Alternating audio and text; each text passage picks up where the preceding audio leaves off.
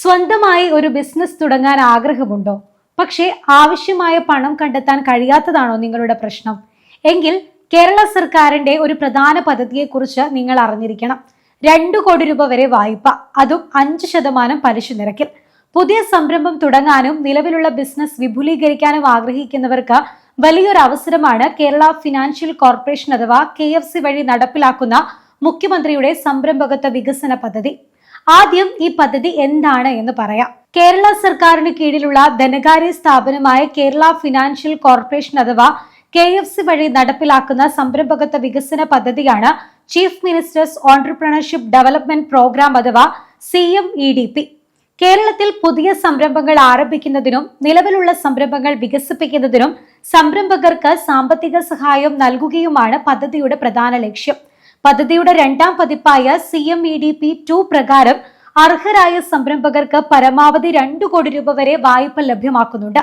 വലിയ തോതിൽ നിക്ഷേപം ആവശ്യമായ ഒരു MSME സംരംഭം ആരംഭിക്കാനോ നിലവിലുള്ള ബിസിനസ് വിപുലീകരിക്കാനോ ആഗ്രഹിക്കുന്നവർക്ക് ഈ പദ്ധതി ഏറെ പ്രയോജനകരമാകാം. ഇനി പദ്ധതിയുടെ ഏറ്റവും പ്രധാനപ്പെട്ട പ്രത്യേകതയായ പലിശ നിരക്കിലേക്ക് വരാം. CMEDP-2 വഴി ലഭിക്കുന്ന വായ്പയ്ക്ക് 5% പലിശ നിരക്കാണ് ബാധകമാകുന്നത്. എന്നാൽ ഈ കുറഞ്ഞ പലിശ നിരക്ക് എങ്ങനെയാണ് സാധ്യമാകുന്നത് എന്ന് പലർക്കും സംശയം കാണും.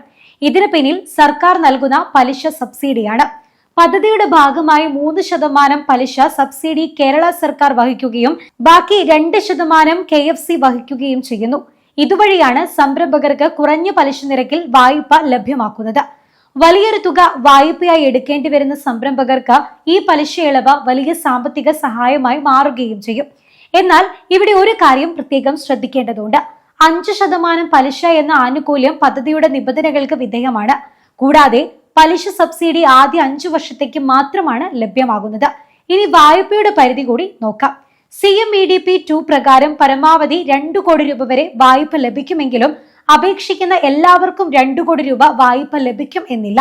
സംരംഭത്തിന്റെ സ്വഭാവം, പദ്ധതിയുടെ ചെലവ്, സംരംഭത്തിന്റെ തിരിച്ചടവ് ശേഷി, ധനകാര്യ സ്ഥാപനത്തിന്റെ വിലയിരുത്തൽ തുടങ്ങിയ വിവിധ ഘടകങ്ങൾ പരിഗണിച്ചായിരിക്കും വായ്പാ തുക തീരുമാനിക്കുക.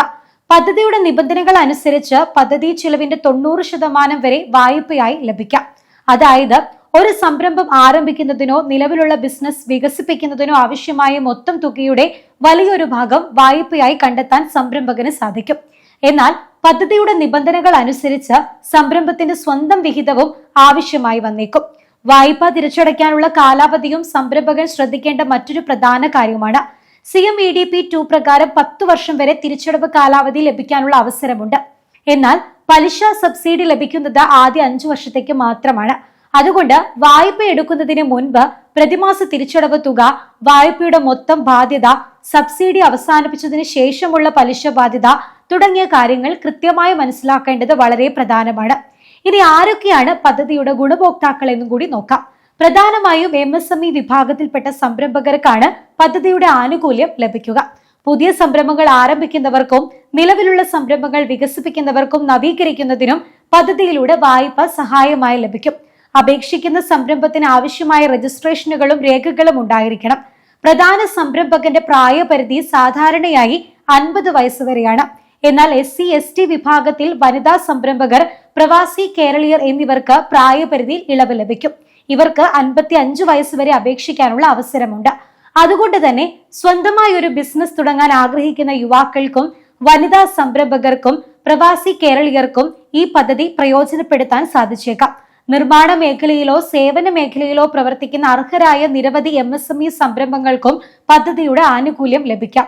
അപേക്ഷ സമർപ്പിക്കുന്നതിന് മുൻപ് നിലവിലെ യോഗ്യതാ മാനദണ്ഡങ്ങൾ, ആവശ്യമായ രേഖകൾ, വായ്പാ നിബന്ധനകൾ, പലിശ സബ്സിഡിയുടെ വ്യവസ്ഥകൾ എന്നിവ കൃത്യമായി പരിശോധിക്കണം. കാരണം സർക്കാർ പദ്ധതികളുടെ നിബന്ധനകളിൽ കാലാനുസൃതമായി മാറ്റങ്ങൾ ഉണ്ടാകാൻ സാധ്യതയുണ്ട്. നിങ്ങൾക്കും സ്വന്തമായ ഒരു ബിസിനസ് തുടങ്ങാനോ നിലവിലുള്ള സംരംഭം വിപുലീകരിക്കാനോ ആഗ്രഹമുണ്ടെങ്കിൽ ഈ പദ്ധതിയെക്കുറിച്ച് കൂടുതൽ അന്വേഷിക്കാവുന്നതാണ്.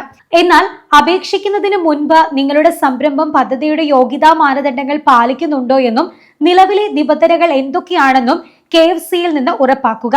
കാരണം ശരിയായ ആസൂത്രണത്തോടെയും ലഭ്യമായ സർക്കാർ സഹായങ്ങൾ കൃത്യമായി പ്രയോജനപ്പെടുത്തിയും നിങ്ങൾക്ക് നിങ്ങളുടെ സംരംഭ സ്വപ്നം യാഥാർത്ഥ്യമാക്കാൻ കഴിഞ്ഞേക്കും. പുതിയൊരു ഇൻഫോർമേറ്റീവ് വീഡിയോയുമായി വീണ്ടും കാണാം. അതുവരേക്കും നന്ദി.